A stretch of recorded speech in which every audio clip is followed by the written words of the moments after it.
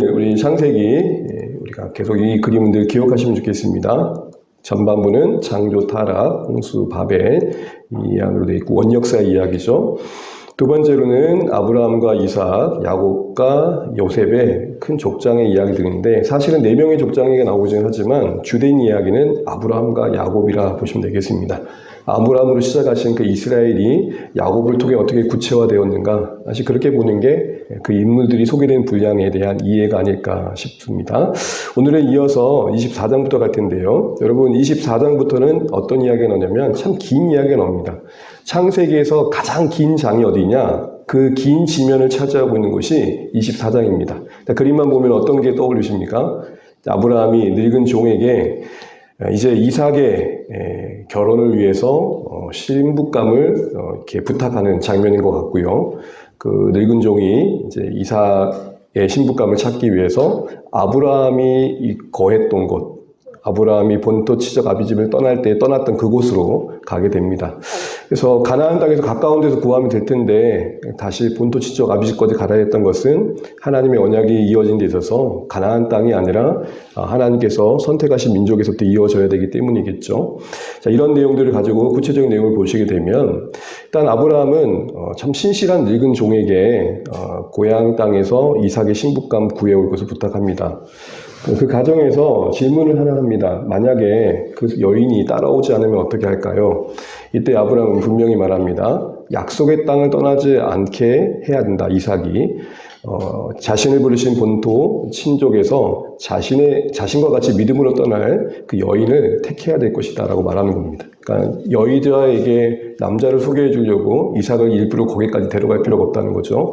약속의 땅은 절대 떠나면 안 된다. 그래서 하나님의 약속에 근거해서 이렇게 권면합니다. 덧붙여서 되게 중요한 말을 하는데요. 우리 24장 7절 8절은 같이 한번 읽어보면 좋겠습니다. 시작. 그가 그 사자를 너보다 앞서 보내실지라 내가 거기서 내 아들을 위하여 아내를 택할지니라. 만일 여자가 너를 따라오려고 하지 아니하면 나의 이 맹세가 너와 상관없나니 오직 내 아들을 데리고 그리로 갈지 말지니라. 아멘. 요지는 지금 결혼이 중요한 게 아니라는 거예요. 결혼이 목적이 아니라는 거예요. 하나님께서 기뻐하시는 결혼이 중요하다. 하나님 뜻 안에서 하는 게 중요하다. 일단 이렇게 얘기를 하고 있는 것 같죠. 큰 틀에서는요. 그런데 이 종에게 소망을 줍니다. 뭐라고 얘기합니까? 앞으로 앞서 천사, 사자를 보내셔서 너의 가는 그 길에 하나님의 인도하심이 있을 것이다. 되게 중요한 선언을 합니다. 바울의 이런 어떻게 보면 소망의 근거는 하나님께서 자신을 불러 시작하신 자손과 땅에 대한 약속의 성취와 관련되어 있었습니다. 하나님께서 나를 불러 시작하신 이 일을 이루실 텐데 그러려면 이삭에 누가 있어야 됩니까? 와이프가 있어야 되는 거 아닙니까? 그런 논리로 본다면 반드시 하나님께서 예비하신 짝이 있을 것이다. 이거 놓치지 말아라. 이 얘기를 하고 있는 거죠. 그래서 앞서 사자를 보낼 것이다. 이런 얘기를 합니다. 그리고 하나님께서 택하신 여인을 순조롭게 만나게 해달라는 종의 기도로 본격적인 아브라함 고향 땅에서의 친부감을 찾는 여정이 시작됩니다. 기도로 시작된다는 걸 말씀드리는 겁니다. 그런 가운데 이 종이 하나의 징조를 구합니다. 아무나 이렇게 접근할 수 없으니까 나름 소원함을 가지고 그래도 그간 살아왔던 지혜를 가지고 물을 구할 때 낙타에게도 마시게 한 여인이 있다면 그 여인이 하나의 가능성이겠습니다. 이렇게 얘기합니다. 여러분 왜 이 이야기를 했고 왜 이런 징조를 선택했을까요? 당시에 나그네에게 물을 대접한다는 것은 환대를 할 줄 안다는 거고 섬길 줄 안다는 거고 또 그 일이 쉽지 않기 때문에 헌신할 줄 안다는 겁니다. 낙타가 여러분 한 번 물을 먹으면 얼마쯤 먹는다고 알고 계십니까? 뭐 저보다 아마 잘 알겠지만 한 95리터 먹는답니다.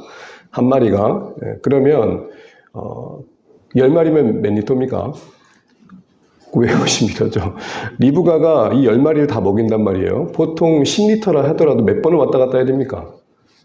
대략 한 90에서 100번을 왔다 갔다 해야 되는 운동량인 거죠. 그러니까 여러분 제가 볼 때 리브가가 아리따다고 했던 것은 그 당시의 관점에서의 아리따움이지 그 시대의 미의 기준으로 본다면 상당히 스태미너가 좋았다. 라는 생각들을 해보게 됩니다. 어쨌든 이런 모든 것들은 환대를 즐거워했던 아브라함의 모습을 떠올린 만큼 이제 이 언약의 자손을 이어가야 한 여인으로서 그 어떤 성품과 태도에 있어서 이런 모습들 동안 확인해 보고 싶었던 거죠. 근데 마침 만나게 된 리브가가 그렇게 했던 겁니다. 그런데 기가 막히지 않습니까? 그렇게 생각했던 사람이 나타난 거예요. 근데 사실 그 이상이기도 했죠. 왜냐하면 외모도 아름다웠으니까. 마치 사라를 떠올릴 만큼 아리따따란 표현을 했거든요. 그런데 이 종은 쉽게 이 사람이구나 라고 예단하지 않고 계속 지켜봅니다. 그리고 대화를 이어갑니다. 그리고 나서 아브라함의 친족인 바로 나홀의 후손인 부두엘의 딸이라는 것을 이제 듣고 난 다음에 하나님께서 이렇게 디테일하게 확인시켜 주신 것을 통해서 하나님이 나를 지금 이 여인을 만나게 하시는 여정 속에 두고 계시는구나를 고백합니다. 그리고는 하나님이 참 아브라함을 사랑하시네요 라고 하면서 이런 표현을 씁니다. 내 주인에게 그치지 않는 그 사랑과 성실하심을 찬양합니다. 리브가가 자초지정을 들은 나반에게 리브가를 통해 자초지정을 들은 나반이 그 뒤에 아브라함 종을 극진히 환대하게 됩니다.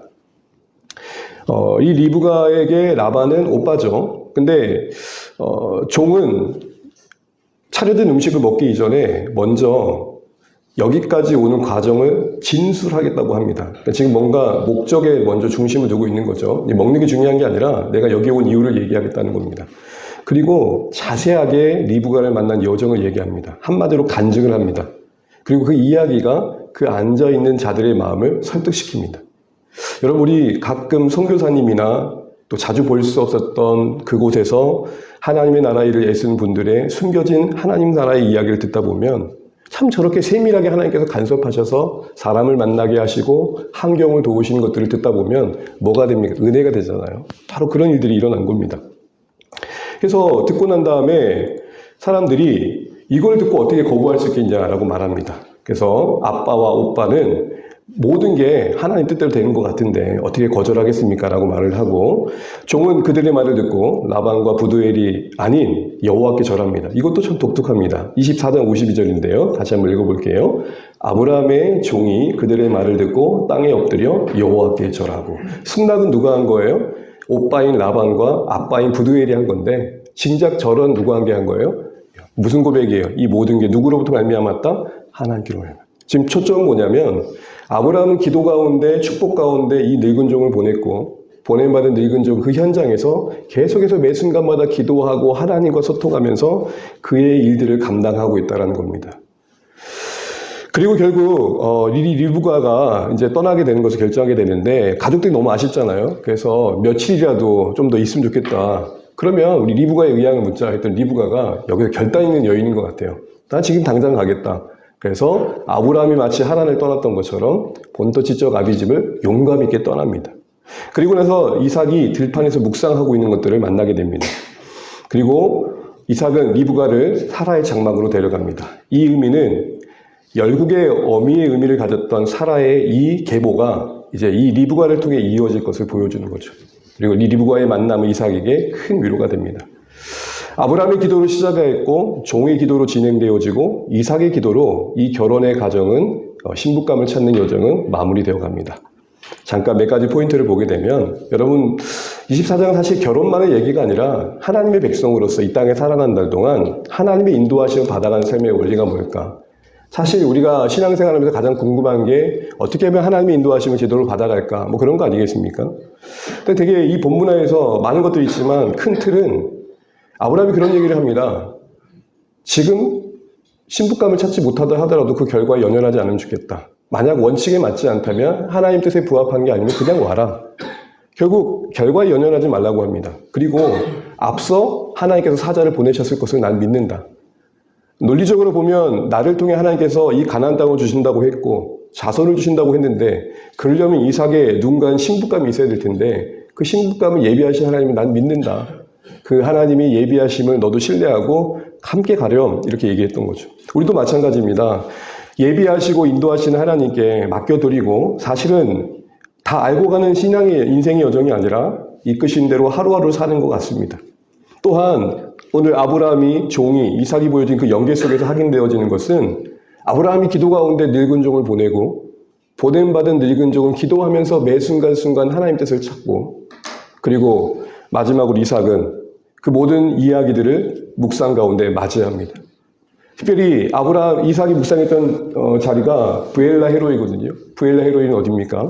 하갈이 임신했다고 날뛰다가 주인 여주인 사라에게 쫓겨나가지고 웅웅 울고 있을 때 하나님께서 내가 네 눈물을 들었다.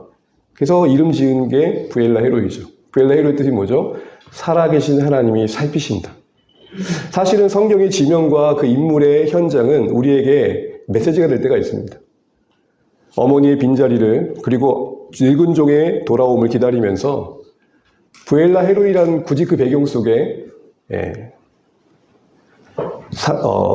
이삭이 묵상의 자리를 깔고 기도하고 있었던 건 뭔가 우리에게 묵상이라는 게 뭔지를 보여주는 거 아니겠습니까? 묵상이 뭡니까? 하나님이 지난날에 어떻게 인도하시지를 생각하고 살아계신 하나님이 우리의 인생을 지금도 돌보시고 계신다는 소망들을 보면서 우리의 현실을 자꾸 바라보는 거죠. 기다리는 거죠. 그리고 한 가지 생각해 볼 것은 이 창세기의 가장 긴 지면을 차지한다는 점인데요. 단순히 이것은 결혼의 어떤 중요성을 얘기한다는 측면보다는 계속 반복되는 얘기지만 언약의 계승의 중요성을 말하는 거겠죠. 하나님 나라를 상속하는 후사의 그 결혼으로서의 가치가 지금 이삭의 신부감을 찾는 의미의 중요성이라는 겁니다. 단순히 혈통을 이어간다는 측면이 아니고요. 이건 우리에게 이렇게 적용되겠죠. 오늘날 교회가 써가야 된다면 가장 많은 지면을 차지해야 될 것 중에 하나는 오늘 우리가 얼마나 많은 복을 누리냐도 있겠지만 어떻게 하면 우리가 하나님 인도하심을 받아가면서 그 다음 세대가 신앙을 개성해 갈 수 있을까를 많이 써가야 되지 않을까를 한번 생각을 또 해보게 됩니다. 자, 이렇게 긴 장면이 지나고 이제 25장이 지나가게 되면 25장에는 바로 아브라함의 이제 생애의 마지막 장면이 나오게 됩니다. 자, 아브라함이 이제 늙어 기운이 빠지고 죽게 됩니다. 그런데 아브라함이 이 자기 생전에 이제 죽음을 앞두고 뭘 하냐면 정리를 합니다. 정리를 하되 약속을 따라 정리합니다. 그 한 예로서 후처의 그드로의 자녀들에 대한 이야기가 나옵니다. 후처라는 말은 첩이란 말이죠. 이 그드로가 사라가 죽은 뒤에 나오다 보니까 그 시점에 있었다고 보기도 하지만 사실은 맥락을 보게 되면 하갈이 있었을 그때에 하갈을 통 이스마엘 낳을 그때의 그 어간이 아닐까 싶습니다. 이 후처인 그들을 통해 낳은 아내들은 아라비아 땅에 거하게 되는데 아브라함이 이들에게 뭘 줬다고 성경은 말하냐면 재산을 줬다고 말합니다. 이것은 원어의 의미는 선물인데 당시의 후처의 자녀들에게는 상속의 권한이 없었습니다. 그러니까 아브라함 입장에서는 뭘 주지 않아도 됐다라는 거예요. 그런데 그들에게 재산을 줬다라는 것은 배려이며 살핌이며 돌아봐 줬다라는 거죠. 그들은 사실 쫓겨나도 아무 말 할 수 없었는데 그렇지 않고 뭐라도 좀 챙겨줬다라는 거예요. 그런 맥락에서 재산을 준다는 걸 이해하면 됩니다. 그리고 나서 이 모든 정리들은 이삭이 하나님의 그 언약의 약속의 계승자로서의 그 역할을 잘 할 수 있는 환경과 여건을 마련해 준 거였습니다. 그리고 175세에 열조에게로 돌아가고 아내를 먼저 묻어두었던 막벨라 굴로 들어갑니다. 그리고 이후에 이삭과 이스마엘에 대한 하나님의 복주심의 이야기가 계속 이어지면서 아브라함의 죽음과 상관없이 하나님은 아브라함의 그 약속에 신실하신 분으로서 소개되어집니다. 잠깐 보게 되면 아브라함이 지금 임종하기 전에 뭔가를 정리하고 있다는 겁니다. 그리고 그 기준은 약속이라는 겁니다.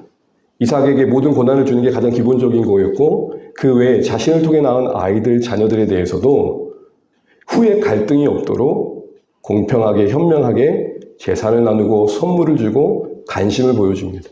줄 수 있는 것들을 다 나눕니다. 그 한 예가 이 장사의 자리에 누가 함께합니까? 이삭과 이스마엘이 함께합니다. 여러분 이전에 이스마엘은 엄마 하갈과 함께 쫓겨나죠.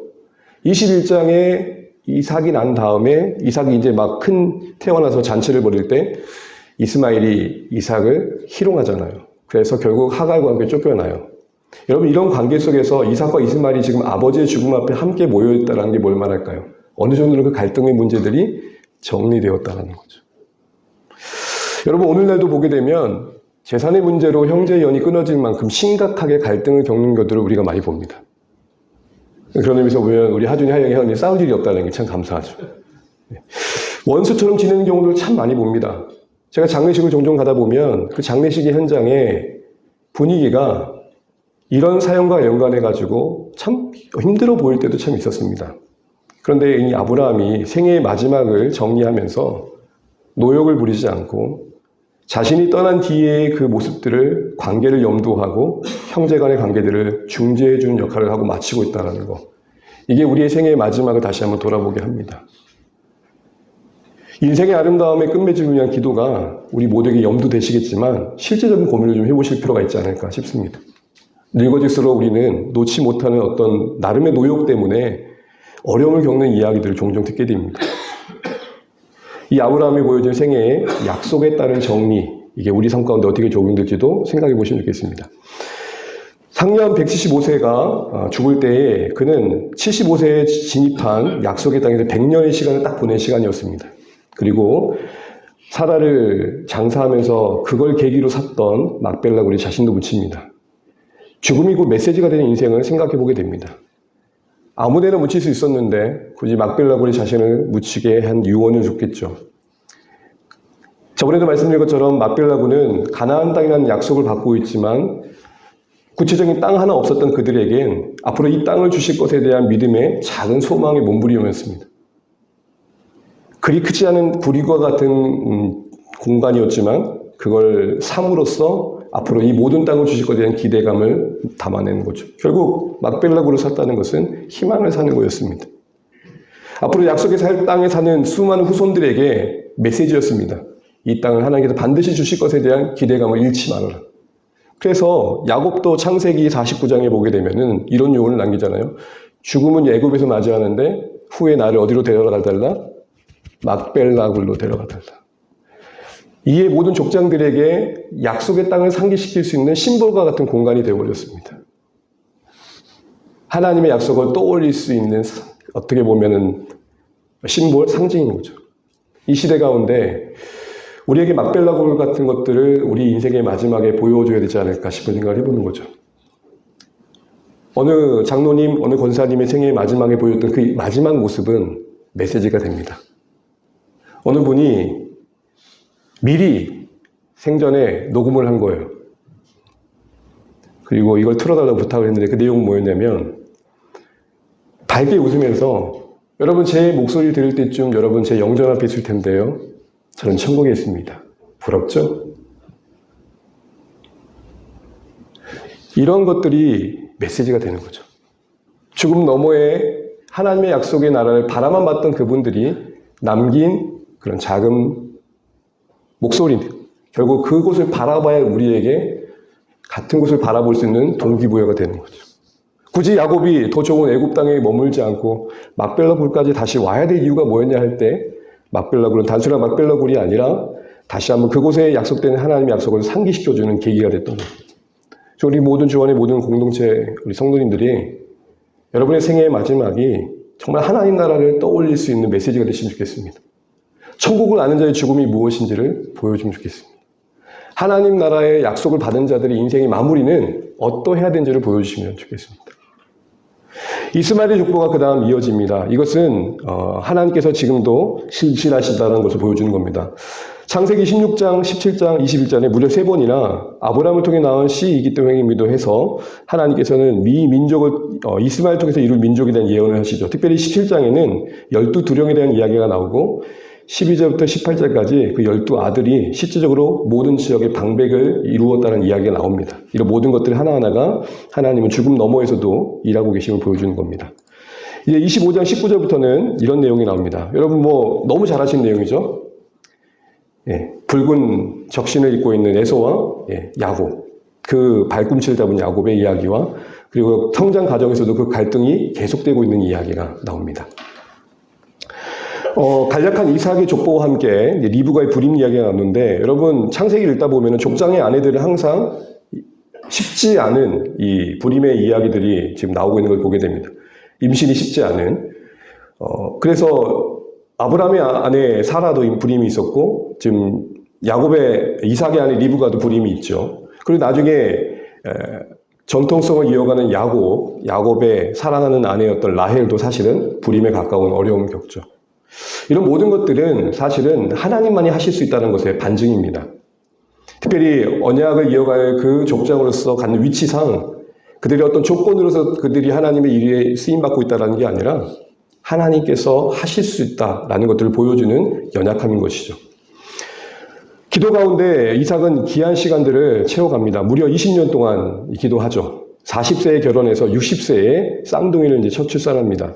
근데 여러분, 출산부터 심상치 않은 게 에서와 야곱이 이제 뱃속에서 싸우죠. 근데 이 싸우다는 단어가 라짜츠라는 건데, 이게 어느 정도의 싸움이냐면, 여러분 보통 우리 눈앞에 조폭들이 싸울 때 곱게 싸우지 않잖아요. 뭐가 깨질 정도로 싸웁니까? 이렇게 머리가 깨질 정도로 피 바다가 될 때 싸우잖아요. 바로 그런 용어예요. 그러니까 지금 뱃속에서 대충 싸웠던 게 아니에요. 장난으로 싸운 게 아니라 뭐예요? UFC를 뱃속에서 찍었다 생각하시면 돼요. 그 정도로 심각하게 싸웠던 거죠. 이 갈등이 태어나서 계속 이어지죠. 먼저 나온 자 붉고 정신이 더럽 같은 에서가 그 뒤에 나온 야곱이 발꿈치를 잡고 나옴으로 이제 태어납니다. 발꿈치를 잡았다는 말의 원문의 뜻은 발꿈치를 붙잡고 앞지르다는 뜻입니다. 그래서 이걸 의역해서 속이는 자, 남들의 뒤통수를 치는 자, 뭐 이런 의미를 갖고 있습니다. 형 에서는 익숙한 사냥꾼으로 들사람을 소개되고, 야곱은 조용한 사람, 장막에 거주하는 사람 소개됩니다. 이게 대조가 되는 거죠. 그리고 중요한 사건 중에 하나가 에서가 팥죽 한 그릇에 장자권을 사게 되는 그런 모습이 나옵니다. 여러분, 특별히 이 천만인의 어미가 될 것으로 약속, 기대가 있었던 리브가는 오늘 사라가 겪었던 불임을 겪고 있습니다. 앞서 말씀드린 것처럼 20년 동안 이삭이 이 문제를 두고 기도하는 모습이 나옵니다. 그 결과로 응답받았다는 것은 이삭이 참 인내의 사람인 걸 보여주는 거죠. 우리가 늘 살피는 내용이지만 리브가에게 불임은 분명 고통이었을 겁니다. 그렇죠. 그러나 이 모든 상황들은 우리가 주목할 수밖에 없는 위치에 있는 언약을 이어가는 대표자들로서 그들 인생 속에 하나님 담으신 메시지입니다. 하나님의 약속은 그들의 노력으로 이루어질 것이 아니라 하나님의 은혜로 이루어짐을 보여주는 거죠. 더 나아가서 그들의 고통은 각자가 쉽지 않은 어려움이었겠지만 하나님의 은혜를 경험하는 기회가 되었을 거라는 겁니다. 또한 이 불임의 상황은 언약의 자손을 이어가는, 결국 이를 이스라엘과 중국에 이룰 하나님 나라가 단순히 그냥 애를 많이 낳아가지고 강국을 이루는 나라가 아니라 믿음으로 자녀를 이어가는 나라라, 이 얘기를 하는 것입니다. 우리에게 적용을 해본다면 우리 앞에 놓인 여러 문제들이 하나님의 은혜에 달렸음을 알아야 된다는 거고, 그게 기도의 기회가 되어져서 하나님의 은혜를 경험하는 것이 사실 신자의 삶의 여정이라는 것입니다. 태중의 쌍둥이의 씨름 속에서 리브가가 기도하며 듣게 된 신탁을 이제 보게 되면 이런 말을 너무 많이 들어보셨죠? 큰 자가 어린 자를 섬긴다. 이것은 당시의 질서와 전혀 매치기가 되는 게 아닙니다. 장자권에 대한 당대의 상식을 뒤엎어버리는 겁니다. 이 모든 게 이스라엘로 대표되는 하나님의 나라의 어떠함을 보여주는데, 그것은 바로 이 세상 질서와는 다른 모습으로 전개되어 간다는 것입니다. 그리고 이런 상식적인 선에서 윗사람이 당연히 아랫사람을 다스리는 개념이 아닌 다른 개념으로 간다는 것은 우리가 가지고 있는 그 조건이 이 나라를 이룬 그 일에 크게 기여하지 않는다, 그 얘기를 하는 겁니다. 결국 항상 반복되는 것은 하나님의 주권이요 은혜의 선택에 의해 이 나라가 이루어짐을 이 시작부터 보여주고 있는 겁니다. 에서와 야곱의 대조를 보게 되면은 일부러라도 대조하듯이 아주 극한의 경우로 대표하고 있죠. 사냥꾼이며 장막에 거주한, 들사람이며 장막에 거주. 되게 뭔가 성품이 대조됩니다. 이게 갈등이 되죠. 그런데 문제는 이런 이삭과 리브가가 이 다른 성향의 두 아이에 대한 반응이 어떠했냐는 거예요. 창세기에 흐르는 또 하나의 중요한 어떤 키워드 중에 하나는 편애입니다. 편애. 이삭은 특별히 들사람이었던 에서가 사냥을 해서 잡아두는 음식을 더 좋아했습니다. 고기를 좋아한 거죠. 그래서 고기를 좋아한다가 아니라 고기를 탐닉할 정도로 좋아한다라고 나옵니다. 리브가는 야곱을, 장막에 거주한 야곱을 더 가까이 합니다. 이런 모든 것들이 결국에는 또 다른 가정의 갈등으로 역기능의 가정을 만드는 씨앗이 되어버립니다. 너무 잘 알고 있는 내용이니까 잠깐 살펴보면 이 에서가 이제 배고픔으로 장자권을 팥죽에 파는 사건이 나옵니다. 우리는 보통 이 에서가 언약의 그 귀한 계승을 의미하는 장자의 명분을 가벼이 여긴 것을 상당히 책망합니다. 그래서 여러분 히브리서 12장 16절 한번 읽어볼까요? 시작. 음행하는 자와 혹 한 그릇 음식을 위하여 장자의 명분을 판 에서와 같이 망령난 자가 없도록 살피라. 에서가 어디에 지금 예화로 등장하고 있습니까? 네.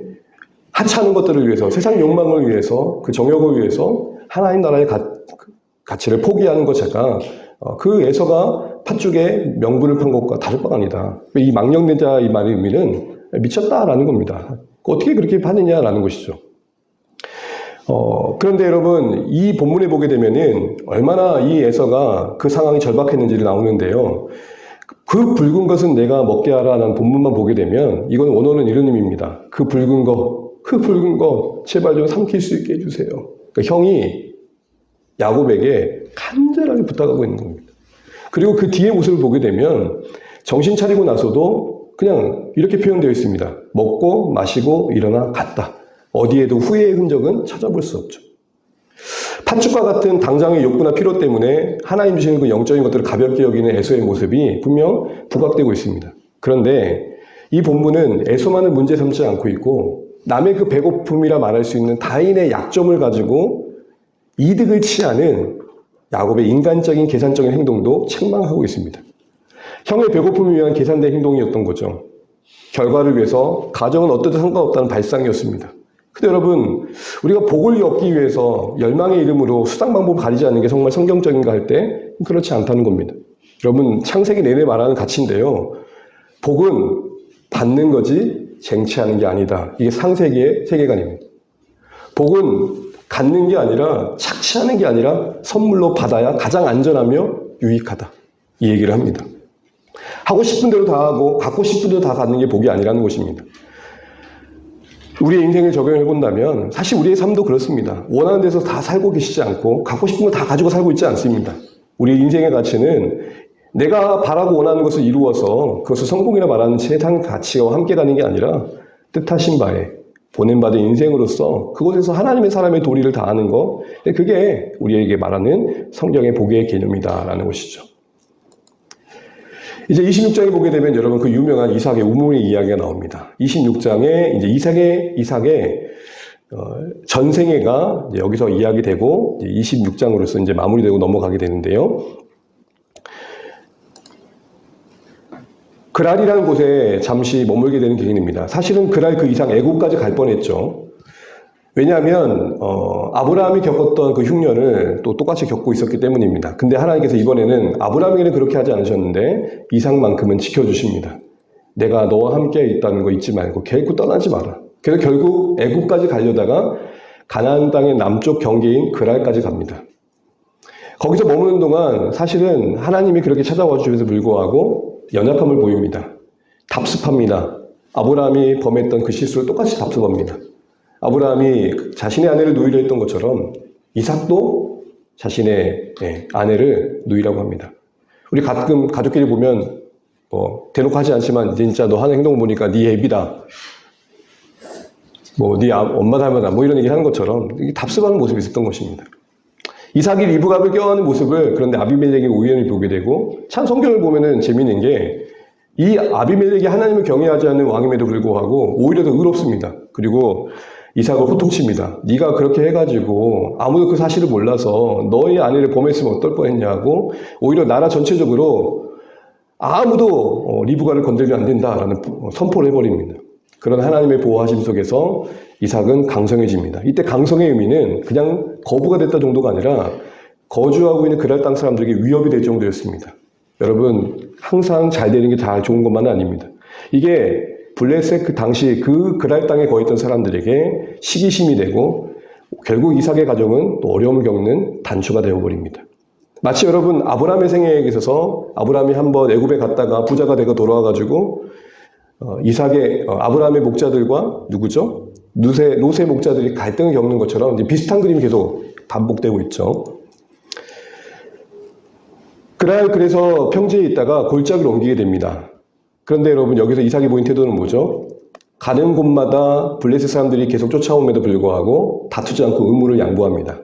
이삭이 우물을 파는데 특별히 어떤 우물을 파냐면 아버지 아브라함이 팠던 우물을 다시 팝니다. 성경을 보게 되면은 블레셋 사람들이 아브라함이 죽자마자 아브라함이 팠던 우물을 다 덮어버렸다고 했거든요.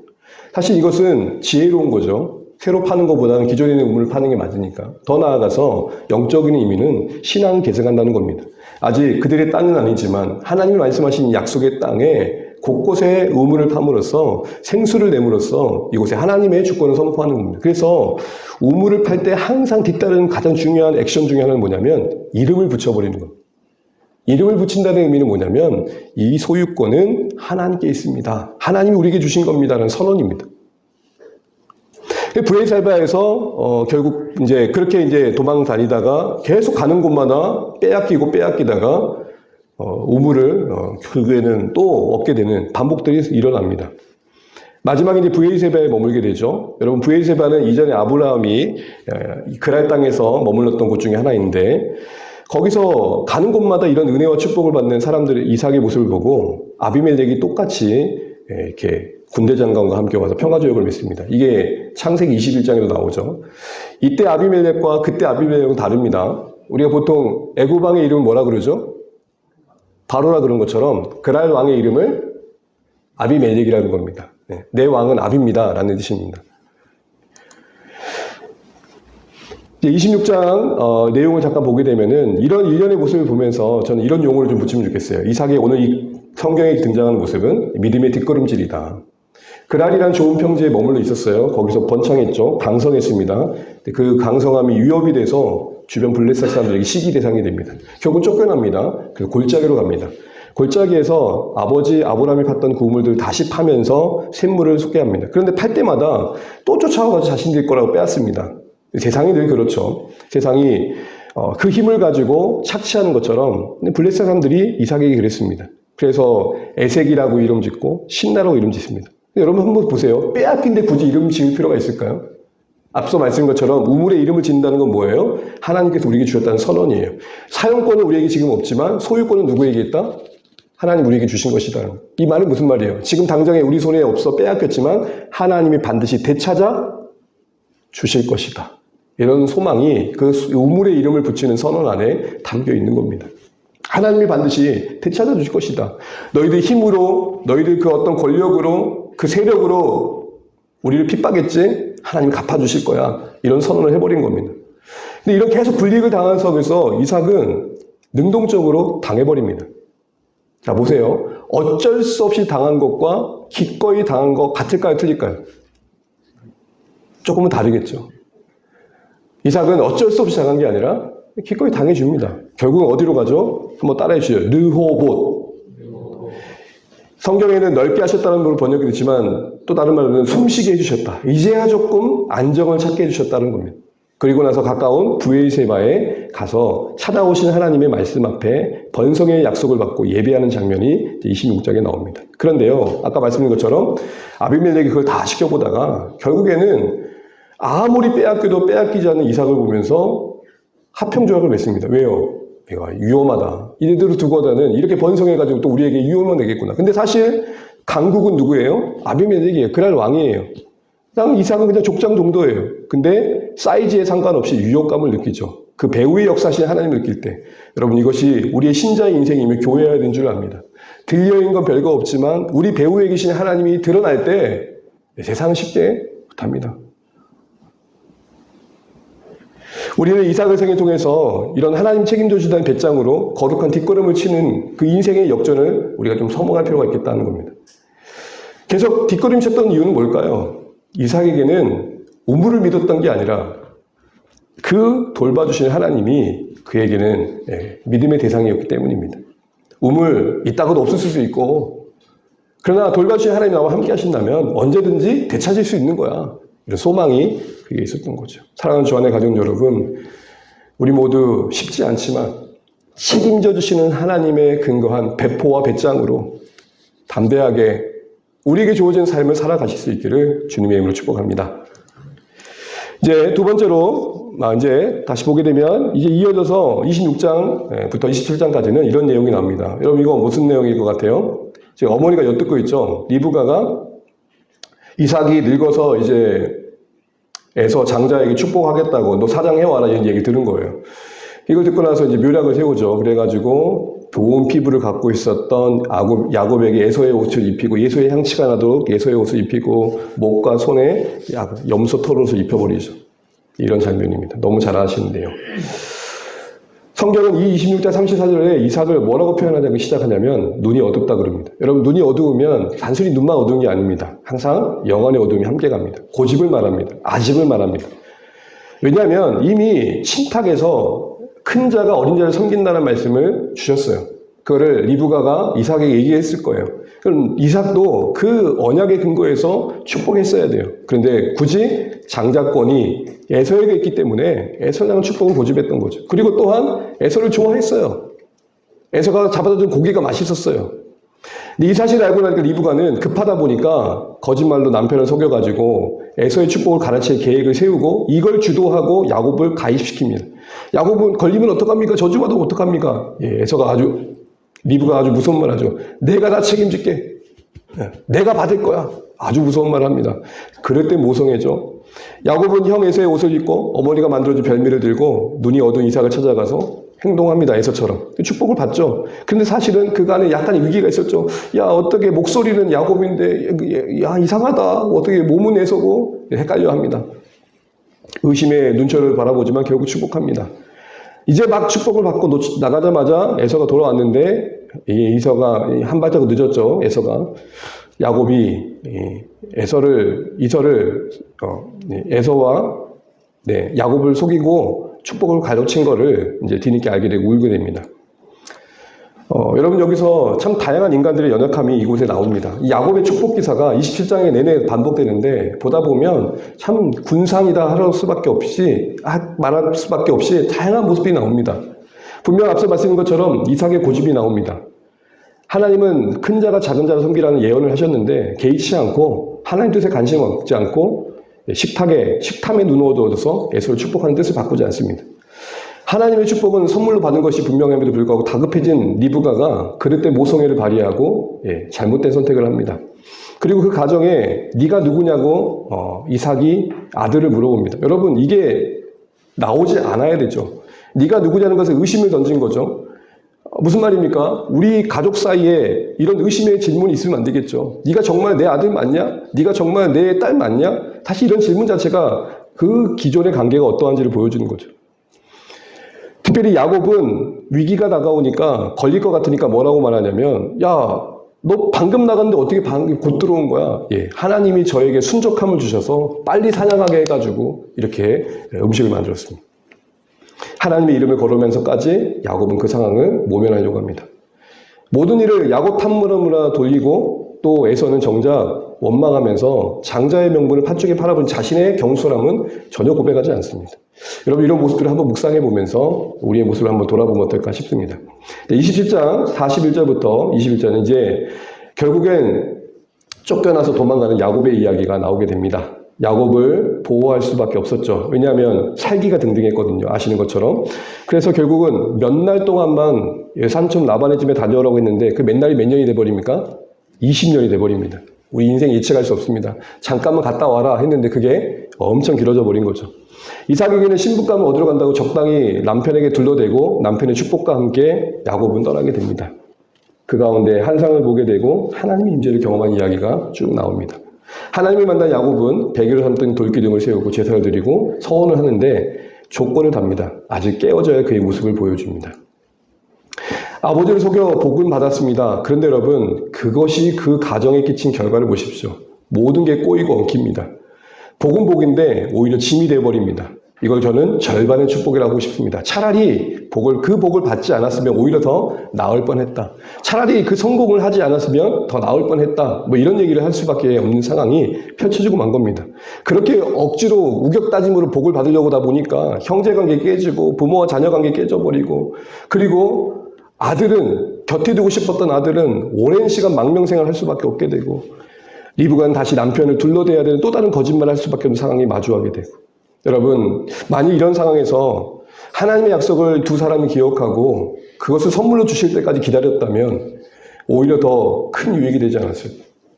우리 신앙의 현실에서 축복과 비전이라는 어떤 명분을 앞세워서 인간적인 힘과 지혜의 방법 뭔가를 강행해가는 거 좀 돌아봐야 할 것 같은 거죠. 인간적인 방법을 내려놓고 하나님의 지혜를 구하는 사람이 필요하다는 겁니다. 자초한 어려움에 초췌한 도망자처럼 도망가던 어느 날 야곱을 찾아오신 하나님을 봅니다. 성경에 보면 보았다는 말이 계속 반복됩니다. 결국 우리의 시선을 어디에 두냐의 문제겠죠. 근데 사실 이건 은혜입니다. 왜죠? 지금 야곱이 잘해가지고 도망가는 게 아니지 않습니까? 억울한 게 아니지 않습니까? 그가 꾸민 계약이고 자업자득입니다. 자초한 겁니다. 그런데 찾아와 주십니다. 이걸 우리는 뭐라 그러죠? 은혜다 그러는 겁니다. 잘못은 우리가 했습니다. 우리가 실수한 겁니다. 그런데 항상 하나님은 용서의 마음을 가지고 우리에게 기회를 주십니다. 찾아와 주시고 격려해 주십니다. 그게 우리 하나님의 사랑입니다.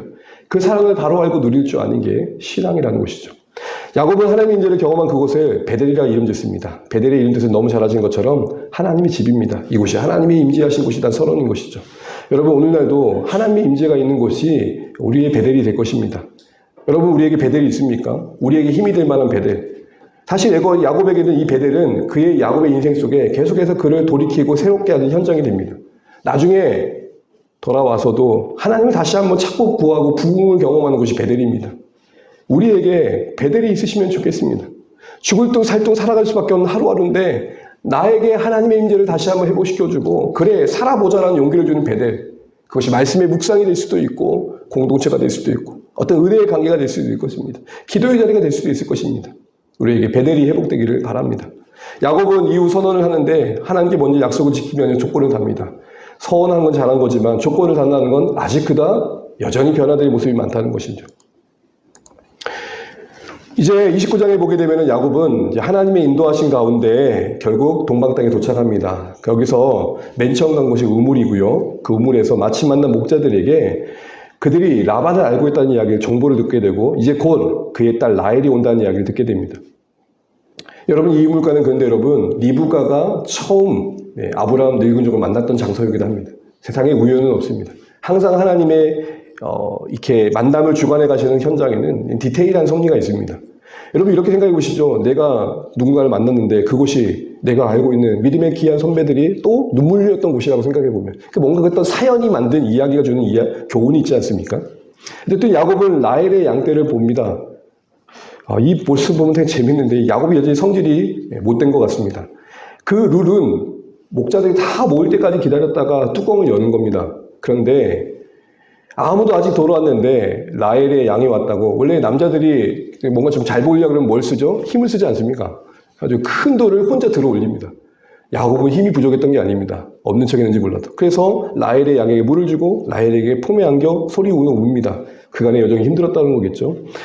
누이 리브가의 아들이 왔다는 소식을 듣고 또 삼촌 라반이 달려옵니다. 그런데 그 환대는 한 달뿐이었습니다. 15절 말씀 같이 한번 읽어보겠습니다. 내가 비록 생질이나 어찌 그저 내 일을 하겠느냐. 내 품삯을 어떻게 할지 내게 말하라. 라반은 항상 그 가치가 물질입니다. 이득이 될 때 환대를 베푸는 겁니다. 먼 길이 온 조카를 한 달 정도 딱 두고 난 다음에 이제는 가만히 보니까 이게 이대로 두면 안 되겠다는 거죠. 그래서 품삯을 제한하고 일을 제한하는 일이 생깁니다. 아름다운 라헬을 얻기 위해 7년 동안 노동의 계약을 그래서 맺게 됩니다. 한 달의 환대를 주목해 보십시오. 왜 라반은 한 달 동안 한 달이 있을까요? 이야기를 쭉 들어보니까 리브가가 신부감을 얻기 위해서 지금 누구죠? 야곱을 보냈다면 이제 조만간 와가지고 지참금을 들고 오겠지라는 기대감이 있었겠죠. 근데 그 유효 기간이 지나고 나니까 이건 아니네 싶어서 결국에는 일을 시켰던 겁니다. 이 사람이 이득이 될 때만 호의를 베푸는 사람 있지 않습니까? 내게 도움이 될 때만 뭔가 호의를 베푸는 사람 있지 않습니까? 바로 그런 사람이었던 겁니다. 진심으로 사람을 대하지 않고 이용을 했던 거죠. 근데 여러분 이 강적 라반을 통해서 오늘 야곱을 하나님께서 만들어 가십니다. 원래 우리 이런 말을 하잖아요. 뛰는 놈 위에 누가 있다고요? 나는 분이 계시잖아요. 그걸 알게 하십니다. 라헬을 7년 동안 라반을 섬겼는데 성경에 이런 표현이 나옵니다. 사랑하는 까닭에 7년이 며칠같이 여겨지더라. 사랑이 우리의 노동의 수고를 더 감사하게 한다는 것이죠. 29장 21절부터 30절을 보게 되면은 이런 이야기 나옵니다. 여러분 이 그림 보시게 되면은 누구와 누구 같아요?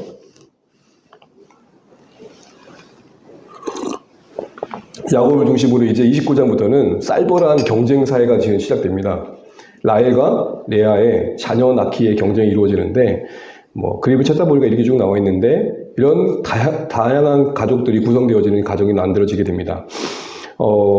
주요 내용은 그렇습니다. 7년이 찾아 이제 야곱은 라반에게 라헬과 결혼을 요청하죠. 그런데 그냥 줄 라반이 아니었죠. 언니가 항상 먼저 가야 된다는 그 당시의 원칙을 들이밀면서 라헬 대신 레아를 몰래 들여냅니다. 그리고 이렇게 표현합니다. 25절 같이 한번 읽어볼게요. 시작. 나를 속이심이 어찌됨이. 이게 누가 말한 거냐면 야곱이 삼촌 라반에게 말한 겁니다. 근데 이 속이란 단어와 똑같은 단어가 22장 25절에 나옵니다. 같이 한번 읽어볼게요. 이삭이 이르되 네 아우가 와서 속여 내 복을 빼앗았도다. 이 단어가 같은 단어예요. 왜 같은 단어로 엮고 있을까요? 속였던 네가 그렇게 형을 속여서 형인 척 축복을 갈아챘던 네가 똑같은 일을 지금 당하고 있는 거야. 지금 그 얘기를 하고 있는 겁니다. 라헬을 얻기 위해 이제 이후로 억지스럽게 7년을 더 일하게 되는 시간들이 보내게 됩니다. 그 상황 속에서 레아는 박대를 받습니다. 근데 하나님은 레아를 불쌍히 여겨주십니다. 아이를 갖도록 해주십니다. 이후에 레아를 시기한 라헬로 인해서 출산 경쟁이 이루어지고 라헬은 먼저 자신의 종을 야곱에게 동심을 요구하게 되고 그래서 또 레아는 또 자신의 또 종심을 요구하면서 자녀 낳는 경쟁이 훅 일어나게 됩니다. 여러분 보십시오. 하나님께서 야곱을 그런 경쟁의 구조 속에 던져 넣어버리십니다. 경쟁의 가치관을 가지고 살아갔던 야곱의 인생관을 뭔가 만들어 가시는 것 같습니다. 마지막으로 라헬이 요셉을 낳음으로 이 경쟁은 끝나는데요. 잠깐 보게 되면 7년이 지나면서 당연히 라헬이 자신의 아내가 될 거 했던 야곱의 확신을 한번 돌아보시죠. 투어의 의심도 없었습니다. 그런데 여러분 당연히 주어질 것 같았던 라헬이 결과적으로 아니었던 거죠. 이 모든 것도 야곱을 만드시는 손길입니다. 당연한 건 없다는 겁니다. 자신의 힘으로 했기 때문에 당연히 결과로 주어질 거라는 생각을 갖지 말아라 하는 것입니다. 뛰는 야곱이 나는 라반이 있음을 통해서 우리 위에 계신 하나님의 더 주권을 생각하라고 도전하고 있는 것이죠. 하나님을 야곱에게 사랑받지 못했던 레아를 불쌍히 여기셔서 출산을 통해 또 위로해 주십니다. 이 두 가지 이야기가 같이 갑니다. 여기서 우리 뭘 봅니까? 자기 힘으로 사는 자는 끝없이 낮추시고 배척받고 외면받고 사랑받지 못하는 한 여인의 인생에는 긍휼을 베푸셔서 하나님이 어떤 분신을 보여주신 거죠. 스스로 높아지려는 자는 낮추시고 정말로 아무것도 내세울 수 있는 인생들에게는 일으켜주시는 긍휼과 공의의 하나님을 우리에게 보여주십니다. 남편의 사랑을 받으려고 하는 레아와 남편의 사랑을 받으면서도 아이가 없는 라헬은 대조될 수 있죠. 그 가운데 여종을 통해 아이를 낳는데 여러분 쭉 보시면 참 재미있어요. 그 갈등이 이름에 고스란히 담깁니다. 쭉 한번 보시고요. 여기서 우리가 좀 생각해 볼 것은 라반의 속임수로 시작된 이 결혼의 불행을 하나님께서 불행을 두지 않으시고 12지파를 만들어 가십니다. 분명 의미 없는 경쟁의 반복이었지만 하나님 거기 안에 12지파를 형성해 가신 일들을 또 해 가십니다. 그렇다고 해서 그들이 잘했다는 건 아니지만 결국 인간의 악 가운데서도 하나님은 성실하게 묵묵히 그 자신의 계획을 진행시켜 가신다는 것, 이게 우리의 또 다른 신앙의 안목이어야겠다라는 겁니다. 그래서 여러분 나라를 볼 때도 그렇고 여러분 인생을 볼 때도 그렇고 자녀를 볼 때도 그렇고 극단적인 비관론을 금지하셔야 됩니다. 비관적인 상황 안에서도 하나님은 수면 아래서 하나님이 만드시는 선한 것들이 분명히 있습니다. 그걸 함께 보고 소망을 이어갈 줄 아는 우리 모습이 되어야겠습니다. 29장 21절, 30장 20절 보게 되면은 계속해서 묵상을 보면 이제 성경이 라헬을 어떻게 할 때 자녀를 낳은가를 강조합니다. 보통 합한제라는 이야기가 여러분 성경에 나오는데 이건 임신을 돕는 식물인데요. 레아가 아들 르우벤이 가져온 합한제를 가지고 있다는 소문을 듣고 라헬이 가만히 있지 않습니다. 저걸 가지고 있으면 애를 낳을 거라는 생각을 했던 거죠. 근데 결국에는 합한제를 건네주고 야곱과 함께 동심한 레아는 아이를 낳는데 그걸 가지고 있던 라헬은 정작 애를 낳지 않습니다. 야곱마저도 하도 바가지를 긁는 라헬에게 이렇게 얘기할 정도였습니다. 내가 하나님을 대신하랴? 무슨 말이죠? 그렇게 사기치는 야곱도 그건 내 영역이 아니야 이렇게 얘기하는 겁니다. 그런데 여러분 언제 라헬이 아이를 가진지를 꼭 주목하십시오. 우리 22절 말씀 읽겠습니다. 하나님이 라헬을 생각한지라 하나님이 그의 소원을 들으시고 그의 태를 여셨으므로. 결국 가진 노력을 했지만 언제 하나님이 라헬에게 생명을 주셨습니까? 부르짖을 때. 이건 두 가지를 생각해 보게 돼요. 결국 이때까지 가서도 부르짖은 적은 없다는 거예요.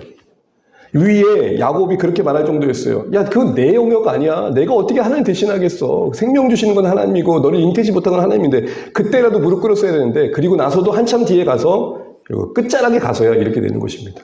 사랑하는 주 안에 가족 여러분, 정말 그렇습니다. 하나님의 은혜가 없이는 우리의 모든 수고가 헛되다. 이걸 다시 기억해야겠습니다. 이제 마무리되어 갑니다. 여러분 이거 보시면 어떤 내용이 생각나나요? 네, 야곱이 이제 자녀를 낳고 요셉을 이제 그렇게 사랑했던 여인 라헬이 자손을 낳으면서 이제 좀 떠나야겠다는 생각을 하게 되고 마침 하나님도 떠나라고 말씀하십니다. 근데 문제는 뭐냐면 품삯이 해결 안 된 거예요. 품삯. 아까 말했잖아요. 라반은 되게 나쁜 놈이라고. 그런 가정 속에서 하나님께서 어떻게 일하셨는지의 내용이 30장에 나옵니다. 야곱은 라반에게 자신의 처자를 이끌고 고향 가겠다고 요청합니다. 근데 라반이 위기를 느낍니다. 왜냐하면 야곱 덕분에 부자가 됐거든요. 이익을 얻었거든요. 그래서 만류하면서 협상합니다. 야곱은 오직 흰색 양만 가준 상황에서 이후에 야곱이 돌고 있는 양 중에 흰색 양만 있는데 이후에 여기에 점박이나 아롱진거나 검정색이 나오면 그게 다 이제 야곱이 되는 것을 조건으로 이제 협상을 합니다. 그런데 웬일이에요? 라반이 그것을 쉽게 허락합니다. 왜죠? 결코 그럴 일이 없다는 거예요. 아니 흰색 양끼리 모였는데 검정색 양이 나올 확률이 있겠어요? 이해되시죠? 그런 상황에서 어떤 일이 벌어져 버리냐? 유전학적으로는 설명할 수 없는 신비로운 일이 일어나는데 그 흰색 양이 모인 곳에서 검정 양이 나오고 아롱진이 나와버리는 거예요. 누가 하신 거예요? 하나님이 하신 거예요. 그래서 이렇게 나옵니다. 31장 12절 녹색입니다. 같이 한번 읽어볼게요. 라반이 내게 행한 모든 것을 내가 뭐예요? 결국 하나님께서 품삯을 갚아주셔요.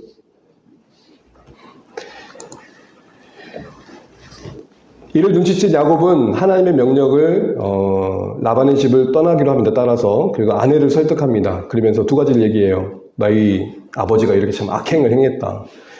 품삯을 10번이나 그러니까 쉽게 말하면 계약서를 10번이나 바꿨던 거죠. 그렇게 악덕을 행했다. 근데 하나님이 이렇게 은혜를 주셔서 우리가 이렇게 부자가 된 거다. 그 말에 동의하고 딸들도 떠납니다. 참 안타까운 건 레아와 라헬에게도 라반이 권위가 없었다는 겁니다. 라반이 야곱을 쫓아오지만 하나님께서 라반의 꿈에 나타나셔서 야곱을 해치지 말라고 네 아무것도 하지 말라고 막아줘 버리십니다. 결국 하나님의 도우신 가운데 야곱은 그 오랜 기간 머물렀던 라반의 집을 떠나게 되는 이야기가 이제 쭉 나옵니다. 그리고 라반이 이제 계속해서 와가지고 내 드라비를 누가 가져갔다고 했지만 사실은 라헬이 가져갔죠. 숨기죠. 그걸 찾지 못하고 결국에는 야곱이 큰 소리 치죠. 당신 우리를 이렇게 해코지해야 되겠냐. 아무것도 없는데 지금 우리 가는 길에도 이렇게 해야겠냐고 서운한 감정을 터뜨리게 되고 궁지에 몰린 라반은 결국 억지를 부리다가 약속을 이제 하게 됩니다. 더 이상 우리 서로 해치지 말자. 그런 이야기가 나옵니다. 마무리입니다. 여러분 베델의 약속을 먼저 기억하신 하나님을 기억하시면 좋겠습니다. 여러분 야곱이 그냥 그렇게 그대로 있었으면 아마 베델을 생각하지도 못했고 하란 땅을 떠날 생각조차 하지 못했을 겁니다. 여러분 우리 그런 경우가 있잖아요. 내가 스스로 그런 생각을 품을 때는 없었는데 어떤 환경이 주어져 가지고 고민이 될 때가 있잖아요. 아, 내가 좀 떠나야 될 때가 된 것 같다. 내가 다른 선택을 좀 해야 될 것 같다. 바로 그런 상황이 주어진 거죠. 일상에 몰두하고 분주하다 보니까 하나님께서 우리를 정작 어디로 데려가길 원하시는지에 대해서 전혀 생각하지 못할 때가 있을 때마다 하나님은 교제 속에서, 환경 속에서, 말씀 속에서 우리에게 하나님께서 원하시는 쪽으로 가야 되지 않겠어? 라는 도전을 주시는 거죠. 기억하도록 도우시는 하나님이십니다. 마지막으로 20년 내내 외삼촌 라반에 이용당한 것 같은 삶이 사실은 야곱의 인생입니다. 무의미해 보이고 허망해 보입니다. 근데 하나님이 그 허망했던 시간들을 잘 매듭지어 주십니다. 저는 이게 너무 좋습니다. 우리 열심히 산다고 살지만 후회가 있잖아요. 아쉬움이 있고 내가 왜 그렇게 말했고 행동했고 생각했고 그때 그런 선택을 했어야 된다는 아쉬움이 있잖아요. 마치 라반에게 붙잡혀 이용당하며 평생을 빈터털처럼 살았던 라반처럼 야곱처럼 뜻하지 않는 삶에 묶여서 이리저리 낭구일 때가 있습니다. 근데 하나님께서 언약의 백성의 인생을 잘 매듭지어 주십니다. 라반의 관계도 잘 매듭지어 주시고 빈터털로 쫓아낼 뻔했지만 품삯을 받도록 도와주십니다. 그래서 야곱은 이렇게 얘기합니다. 이 말씀 읽고 마치겠습니다. 시작. 우리 아버지의 하나님, 아브라함의 하나님, 곧 이삭이 경외하는 이가 나와 함께 계시지 아니하셨더라면 외삼촌께서 이제 나를 빈손으로 돌려보내셨느냐마는 하나님이 내 고난과 내 손의 수고를 보시고 어젯밤에 외삼촌을 책망하셨나이다. 사랑하는 주안의 가족 여러분, 하나님 우리와 함께 하십니다. 그 하나님께서 우리 인생을 아름답게 매듭짓도록 도와주실 것입니다. 그러니 용기 가지고 소망 가지고 여전히 부족함이 있고 싸워야 할 싸움이 있고 갈등이 있지만 매듭을 하나님께서 져주신다는 소망 속에서 오늘 이 야곱의 인생을 그림 삼아서 우리와 함께 계시지는 하나님 때문에 우리를 그냥 헛수고한 인생으로 끝내지 않으실 하나님 보십시오. 빈손으로 끝내지 않으실 겁니다. 의미 있는 것을 들려주실 것이고 갚아주실 것이며 그 시간들이 결코 헛되지 않았다라고 우리 안에 아름다운 것들을 남겨주실 것입니다. 그래서 우리는 그 하나님을 성실하심이 끝이 없다 고백하시는 겁니다. 우리 이 하나님 다시 한번 생각하면서 주시는 말씀들 읽어가면서 생각해 보면 좋겠습니다.